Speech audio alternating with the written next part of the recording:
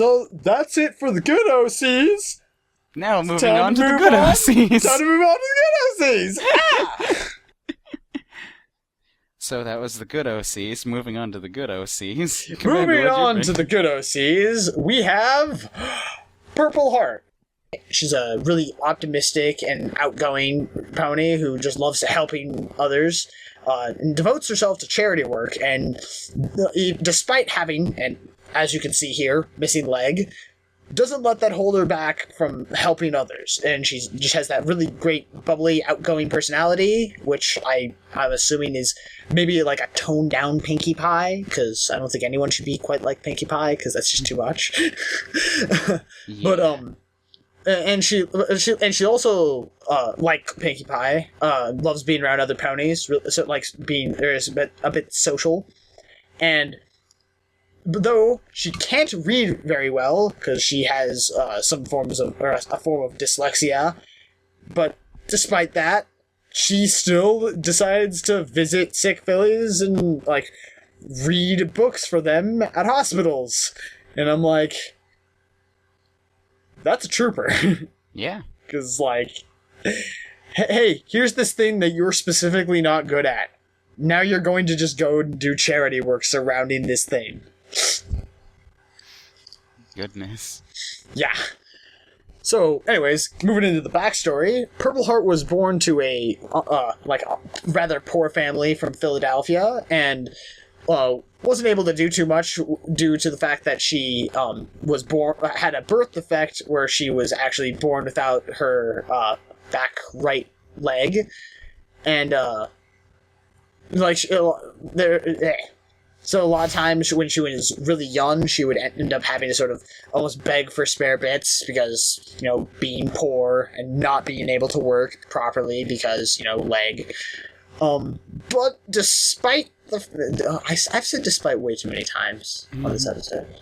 But regardless of this, when she was a filly and growing up with this, she was still super happy, and she loved begging, but not in the sense of, like, I'm gonna, like, take your money because I'm a beggar, but she just, like, really liked talking to ponies and just enjoyed it, which, I mean, good on you. Again, there's that optimism showing through. Yeah. And, while she grew up, their position, their stature, as it were, sort of, like, rose, like, moderate and steadily until there was enough that she would be able to actually, like, live a more normal lifestyle. But when that time came, her parents wouldn't let her beg anymore because that would make them look bad, and oddly, because of the fact that she couldn't beg, she was less happy. Well, you don't get to talk I guess, yeah. that way, I guess. It all of a sudden changes things up. Yeah. But she then found a loophole. Because one time she was passing a bakery and saw a stallion ringing a little bell asking for donations. She asked her, like, what you doing? And he was like, and I quote, well, little lass, I'm helping those who aren't as fortunate as you and I. Yep, this bell and I are reaching to all the ponies who will help the needy. And that is pretty much what she decided to set her heart to, because she gets to do the sort of thing she was doing, but instead of doing it to help her and her family, she can just help any pony who's in need. And it's pretty much just what she wants to do. So she loves doing charity work and stuff like that. Which I think, like, that was explained in a way that it just makes sense. Like, it's like the perfect fitting job for this pony, is being like those, like, Salvation Army bell ringer people in front of, like, grocery stores and stuff like that. Right. Yeah. But just doing it because it's what she likes doing, which is fun. Anyways, she likes obviously helping people, being around others, giving, providing to people who can, bells, reading to foals and fillies despite not being able to read properly at times, donating, working to charities, being outside, collecting donations for the less fortunate. Again, really about helping others. Like, holy shit. I would almost say it's to a fault. Like, I can imagine that being to a fault. Most likely case. Which I think that, like, sets the character up for a lot of development. And I think that's, like... That's not the... Like, she would definitely have generosity as her element of harmony if you were to assign one. Yeah. Yeah. Yeah. She dislikes being in the hospital herself, having a missing leg, messing up words, ponies who think they can push her around, and ponies who just leave behind the less fortunate behind. Which, again, I mean, like, all of these things just fit into my idea of the character, so I think there's nothing out there or just like thrown in there just cause, which I think is nice. And her key mark is a silver bell, which, I mean, I don't think I need to explain it, but for those who don't know, silver bells like that are very, very much associated with charity work and donations, which, yes. I mean, you've been listening to me talk about this pony, so I feel like that doesn't even need to be explained. But that's just the, like, information. Look at how fucking cute this pony is. Seriously, I just saw, like, today is the first day, or, well, when I chose this OC, or this episode, is the first time I saw the OC, and I just instantly was like, holy shit, that is a fucking cute pony. You're going on this episode. like stealing mine. I just don't even, I don't even know how to, like, properly describe how cute she is. Like, there's, like, the fuzzy ears, and there's the fuzz on the chest, and the, like, the swirl on the front of the mane, and it's just all cute, and the colors are really... I love the purple and cream and the way those two work together. Then you have that, like, I don't know, orangish red, I guess, that, like, really pops. That's the color... If there were a color that would be my least favorite, or I'd say would work the least, it would be that, because I just think it's a bit much for at least the darkest one. Maybe if you had that second darkest one and then had one lighter one or something like that, maybe that would work better in my mind, but it's not bad. I kind of like the eyes. I mean, maybe change the darkest one to be a bit more orange, because it seems like the lighter one, or the lighter two, are like orange, and then orange-red. It's kind of odd to me, I guess. And leaning almost more on the red side of orange-red. Yeah. Yeah, I can agree with that. But they do really pop. Like, a lot. Because, what would you associate cream with? Like, warm or dark, or warm or cool colors? Usually it's more of a warm. Yeah. Especially with the rest of this OC. They have, like, a weird mix of warm and cool. Because lavender is a very light version of purple, but technically purple is a cool color, whereas lavender sometimes can come across as a more of a warm version. And the pink in her mane also helps that become more of a warm color. Cream seems like one of those easy colors to go either way. Yeah, I was thinking that cream seems like it depends on it's around.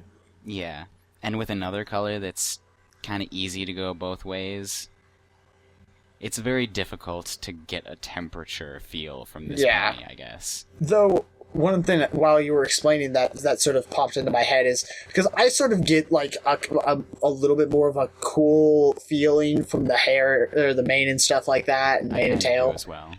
Which, I think that would be sort of, like, I mean, yes, she's a very outgoing kind of pony, but she seems like she's, like, might be more of the, like, laid back but outgoing, if that makes sense. Like, she's not, like, Pinkie Pie outgoing, but she just still, like, she's just, like, really happy and just stuff like that, but just, like, she's cool. She's cool. Yeah. But then you have those eyes, those, like, nearly red eyes that are just, like, in my mind, when I was thinking about this, sort of symbolize the, like, burning passion she has for doing charity work and stuff like that, which, I mean, that's obviously totally reading into it, but that's sort of what I thought. That's like what came into my mind. I mean, pretty much all of this is just reading into it, but how good a character is how well you can read into it, in my opinion. That's one of the best things about characters.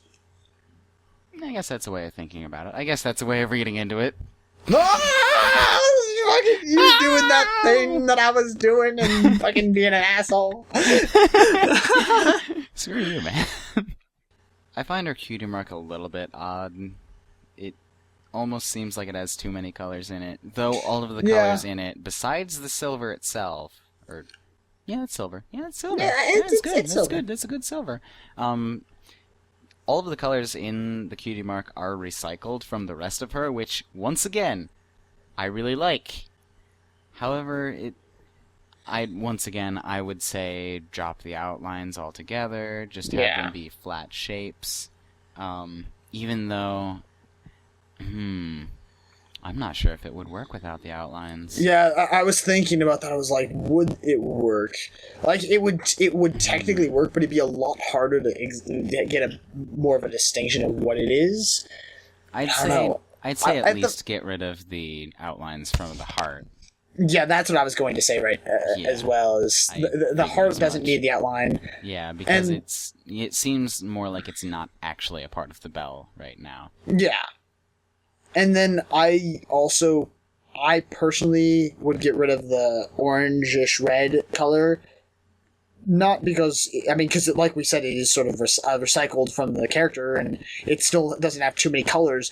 But I think that the purple and silver work together, like, in such a way that you don't need that orange on the bell. I think that I personally think it would actually look better without it. Yeah. And in that regard, it almost seems like the pink might be able to go for that reason as well. So I'd say maybe... Oh, I didn't even notice that the pink was there. Oh my goodness, man. So I was looking back, and I don't have this picture zoomed. So for that reason, I'd say maybe experiment with it a little bit. Yeah. And see what you like the most. Those are just a few things that we think might help, but if they don't in your eye, then maybe that's not it. Or you could get some other people's opinions as well and stuff. I don't know. I like that despite the fact that she has this missing leg, and it's like something that's been with her forever, she didn't have some like traumatic backstory of losing her leg. She just was born without it and had to grow up with it. It is like almost in no way negatively impacted this character, which is it almost seems like it's not like really a part of the character. Like it's almost like she just doesn't care, which is really fine. Yeah, it's fine. It seems weird that, like, having a character who, like, that it's almost had no impact. I mean, it obviously has, because she's talked about how she doesn't like when people think that she can be pushed around just because of that and stuff like that. Because I can imagine you would get picked on a bit because people are, like, dicks, especially, like, younger kids and stuff. But I like that she's just such a happy pony despite that, and still just does what she does. And just pushes through. It's really endearing. I just think it's a very well-crafted character, has well-rounded. I like the fact that the story is not focused around the fact that she has a missing leg, because, I mean, while that can be a good thing, something you can build a character around, I think with what you want out of this character, you don't have to and shouldn't, and you didn't, and it worked well. And also the mane is adorable. I love that mane so much. Like, I didn't talk about the mane enough, because I really like the mane. Yeah. So I guess that's it for that pony. Now it's time to move on to Smooth's second good pony. Okay. This is Coco Nutty. She was born, raised in Ponyville, however, the main part of her backstory is actually set in Manhattan, where her grandmother lives. She goes She goes there a lot of times to visit, and they bake chocolate cake together. Or one specific chocolate cake, I believe. But one time when she went to visit, her grandmother was unable to, because I believe due to sickness, or just poor health, I suppose, is the most correct way of saying it. So she decided, or her grandmother told her, I can't remember, to make the cake by herself, and instructed on how to do it by herself, and so she went through and did it, and when she presented the cake to her grandmother was like, this is pretty good. It's alright. It's okay. It's your first cake. It's okay. I mean, I bet she didn't say it in that really jerkish way that I was saying it, but but she wasn't just like, "Oh, this is amazing! Oh my god!" Yeah. She was like She was critiquing her. Yeah, and it got to Coco Nutty. She was like, huh? "But why isn't it perfect? Why isn't it perfect though?" So she spent a lot of time trying to perfect it. And a lot of time trying to perfect it. And a lot of time trying to perfect it. Why was that so funny? And eventually she did. Yay! But she still didn't feel happy about it. I mean, she felt happy about it, but she didn't, like, feel complete about it. It was, like, really weird. She'd, like, gotten it exactly and perfectly and everything, and just friggin' whatever. No cutie mark. And no cutie mark or anything. And she just felt kind of empty because of it. The friggin' screw... Oh, it sucks. I imagine lying awake in bed, just being like, what is my life meant to be? But she didn't actually have to wait very long, because her parents, who were running a shop... I believe it was probably a confectioner shop of some kind, because they decided to sell the cake with Coco's permission, I assume. And the first person who took a slice took a bite and was like, looked at Coco Nutty and was like, "This is really good. You should keep this doing. It's good, please. Yes. Keep this doing. Keep this doing. It's good." Yes. And that was when she realized, maybe all those hours spent making this cake over and over and over again, maybe they weren't wasted. And that is when she got her cutie mark, because freaking baking and chocolating. She is a chocolatier. She is good at chocolate stuff. Her parents then helped her invest in a small shop of her own and named it Chocolate Sweets after all of the things she will be selling, and she continues to bake and stuff. Yeah. Also, this character is incredibly cute. I also like how it's kind of apparent just from looking at her that chocolate.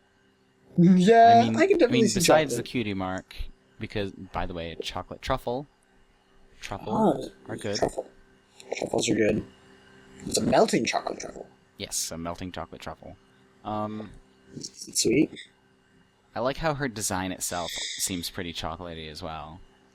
Yeah, more on the milk chocolate side. Yeah. Yeah. And honestly, milk chocolate is the best chocolate, besides maybe white chocolate. Ooh, actually her coat could be white chocolate also. I mean, it could. It definitely could. And that chocolate truffle of her cutie mark looks a lot like dark chocolate. Yeah. Dark chocolate truffles. Oh my goodness. No, please. And then she has a blue bow. I mean, that's a powerful accessory. It's definitely out there. Fuck it, it pops. Yeah, jeez. The character herself does not pop, which is kind of unfortunate, but it doesn't help that it's traditional art, and especially with the fact that, you know, that lighter, like, we're sort of, I don't that what we're just gonna say is milk chocolate, or not milk chocolate, white chocolate coat against, paper. It's hard to even let it pop at all. I suppose, in a way, but... Because a white character pops a lot more in the show. It almost seems better this character is so... what the hell was it called? We had an episode on it.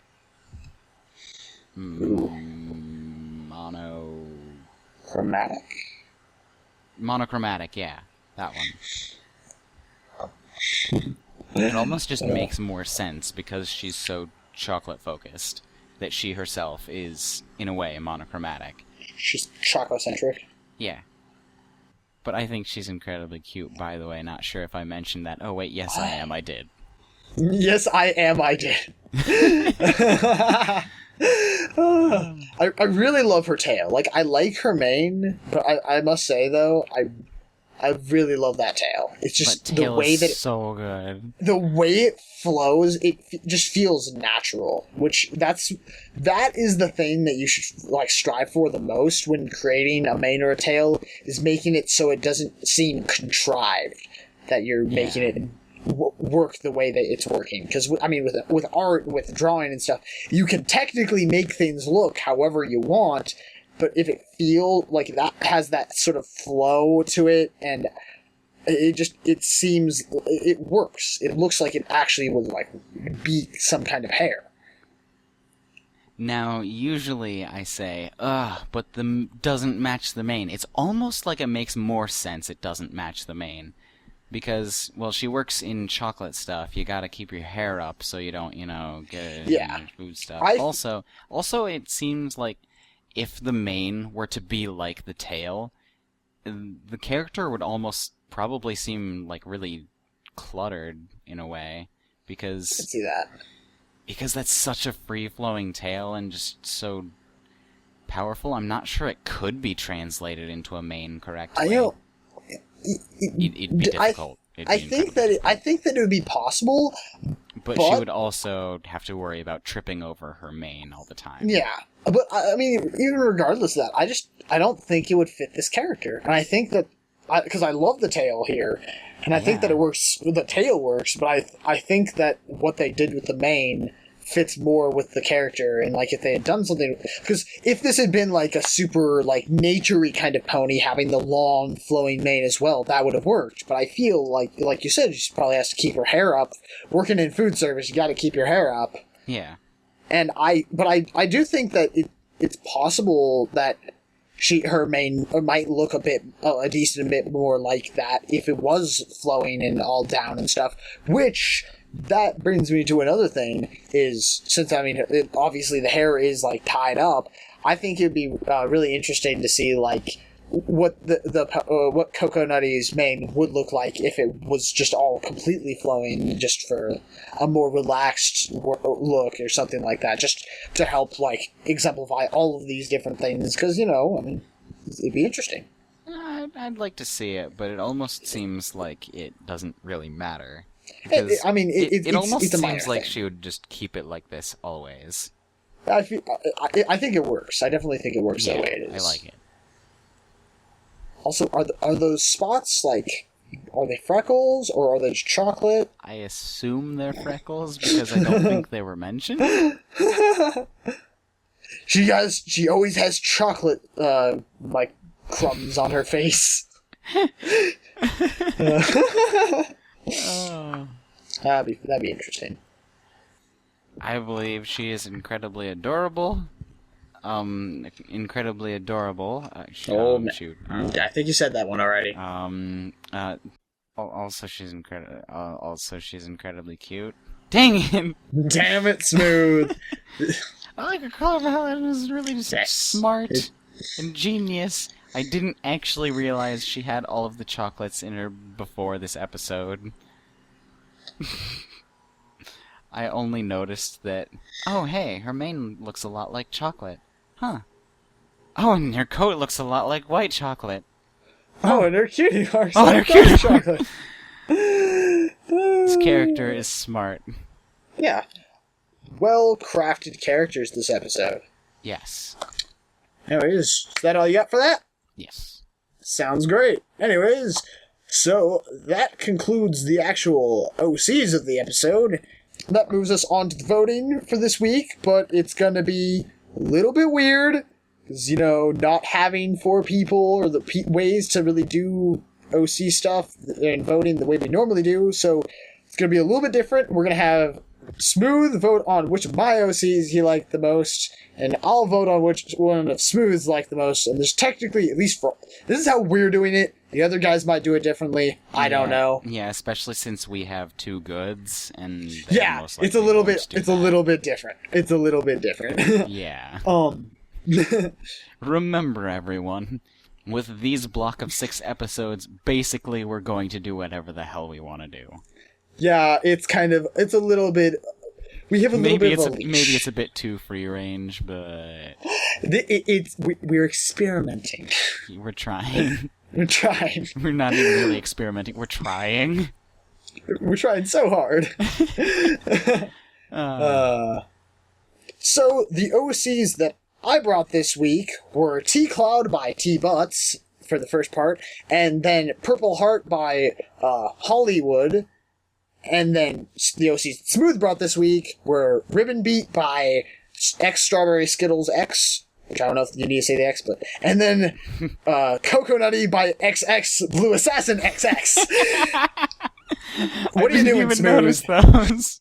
But anyways, Smooth, which one of my OCs did you like the most this week for the thing? I'm gonna have to go with Purple Heart. I don't know, something about her just way freaky.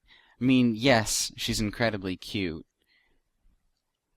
but both T-Cloud's and Purple Heart's personalities were incredibly good. I liked T-Cloud, how she was T. Yeah. It really fit. Yeah, her personality really fit, and that made me happy. But I'm gonna go, with Purple Heart, because, I don't know, just, she worked as well. I mean, she didn't have the whole food thing to go with, to embody, but just, personalities were both incredibly good. I just like really good Purple Heart's color palette a little bit more, and freaking both of them are really cute. Well, I guess so. I guess we'll have 2 winners this week, and the winner for my OCs was Purple Heart, and then for my vote, it's really hard to make this decision, really hard. But I think that I'm gonna have to go with Cocoa Nutty, just because I don't know. I really liked both of them, but. I mean, I guess there was just less things that I had a problem with, and by less things, I mean there weren't really any things I had a problem with that really for Cocoa Nutty, and the only thing I had a problem with on Ribbon Beat was the fact that the ghost thing wasn't the best explained. They're both really good, and I love both of you. Don't get me wrong, but God, it's such a hard decision. All of the OCs were incredibly good. However, that means we are going to be going to a close for this week. Congratulations to both Purple Heart and Cocoa Nutty specifically for being, I guess, between the 2 of Commanders and between the 2 of mine. A little bit better, quote unquote. Quote unquote, yeah. They're all really good. It's really hard to make this decision. Why did we do this to ourselves? Congratulations to Purple Heart and Cocoa Nutty for being absolutely amazing, and congratulations to all 4 of them for being absolutely amazing. Yeah. That about sums up all the voting shenanigans. God, Moving that took on to way the longer. questions. Oh, wait.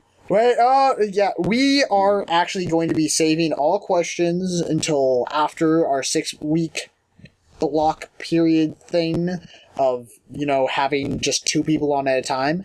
And so you can keep submitting questions and stuff like that, because they will get answered eventually. And, hey, Smooth, could you actually tell them where they could submit those questions to? Well, you can submit your questions, OCs, and maybe even some fan art stuff, and maybe some fan fictions and stuff. Or whatever other things you want to submit to us for some ungodly reason. Correct. At these locations, you can find us on DeviantArt at eurocsucks.deviantart.com. You can find our Twitter at eurocsucks on Twitter. Our email is eurocsuckspodcast@gmail.com, and our Tumblr is eurocsuckspodcast.tumblr.com. Okay, so I think that will be bringing this episode to a close, but before we wrap everything up, Smooth is going to be rolling the good old Die of Fate thing, not Die of Fate, the Die of whatever, the Die of Deciding, to decide. No, it doesn't have a name. This is just a regular die. Just like the coin was, technically it wasn't just a regular coin, it's special to me. Just like this die is special to me, I have not named them. Die of Deciding! Get out of here, this is just a die. Mummified has his own die of whatever it was called, because I can't remember from last week. But here we go for a rolling. Who goes next? It's a 1! So hey, have fun, Commander, going again next week. I need a break. So next week will be Mummified and Commander on for their duo episode of whatever you two decide to do. So, you have... unfortunately, we will not probably be setting out the, what's it called thing. Unfortunately, we have absolutely no idea what they'll be doing, and unfortunately, you'll only have, 2 days to submit. However, I suggest just sending in OCs as you can for all of your OCs, because it helps us find OCs with similarities that help us get more themes, especially since with this 6-week block thing, the themes don't have to be related to each other at all in any way, shape, or form, so the next one could be I was about to say food, but we had 2 food-ish kind of ponies on this episode, so... I mean, the point is that these episodes are really up in the air on what they're going to be on, so... just submit OCs. And the nice thing about the fact of just submitting your OC as opposed to submitting it for a theme is you're not going to be late for the theme. Correct. So I can't tell you how many times that we've gotten OCs late that are really good OCs. Yeah. Well, I believe that ends that. Yep, I think that about wraps up the episode. It was pretty fun. Glad to have you on, Smooth. Glad to have you on too, Commander. Wow! Anyways, my name is Commander Sparkle. I've been your, host this week, and whatever other things, and I have been joined by the great guy... Smooth Sailing. And, I'm totally going to be Mummified and things and blah, and your OC sucks, and yeah!